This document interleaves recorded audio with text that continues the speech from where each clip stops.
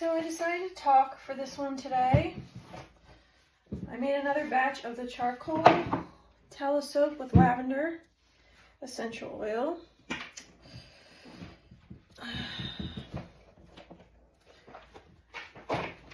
As you can see, I got some soda ash. I always do. My mom tried to sell some of my soaps at her job, and someone asked why the tops were covered in dust. Because a lot of my soaps get bad soda ash, because I use a 2-to-1 lye ratio, which is kind of high, but it gives me more time to work with my soap without it seizing up on me. So it's catch-22. Maybe in time, when I, get a little more experience, I can use a water discount. So that turned out nice though.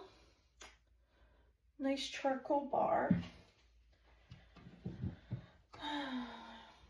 Yeah, the Amish store up the street is gonna have to wait a few weeks for my bars to be cured.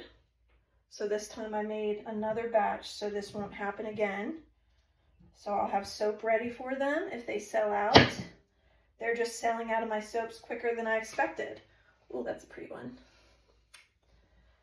So I don't know if it's because they're Amish.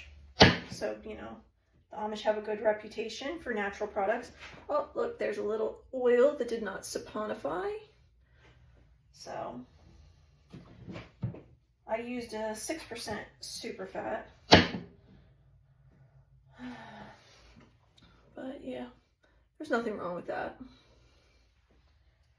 A lot of these things are just more for appearance than anything else. At the end of the day, soap's meant to clean you, and that's what these will do.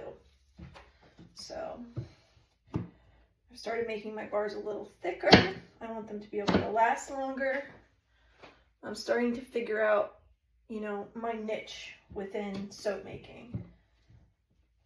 From the beginning, I've kind of been all over the place. Funky themed soaps, soaps with food in it, like pumpkin and, oatmeal, stuff like that. I do still put colloidal oats in all my bars just to help with like the creaminess.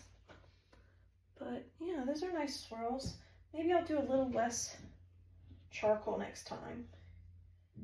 I'd like it to be a little whiter and for the black to kind of stand out. So, all right, here's my second loaf. There is a crack down the middle, which means that it got a little too hot. I always like to oven process my soaps after I'm done because it just makes them a little brighter. So, but in this case, maybe I should not have, because it was hot enough. Yeah, see, that's a little more black than I want. I think I also didn't get a thick enough trace again, so it got kind of muddled. But I don't know. These are the last couple batches I did an in the pot swirl. And maybe an in the pot is not for me. But people like the charcoal, so a lot of people choose charcoal for their face, for like a face wash, face bar. I personally use activated charcoal on my teeth a lot. But yeah, these are nice thick bars. Oh, there's a little oil in there that didn't saponify. But the other reason that I use a 2-to-1 lye ratio is because I get really paranoid that some of the bar will not saponify or it'll be lye heavy, and I guess I need a little more experience and become a little more confident, but nothing is worse than having to throw away a batch.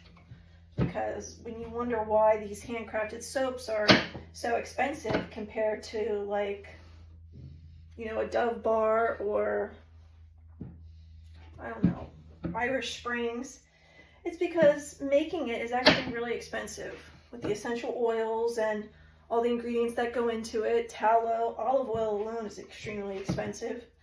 So, even with the cost of like a $7-8 bar, the profit margin's not that high. So charge any less and you'll end up losing money. Not to mention your time, which if you are a business owner, you want to factor in your time. So, but yep, that's all of them. I like to save these little ends.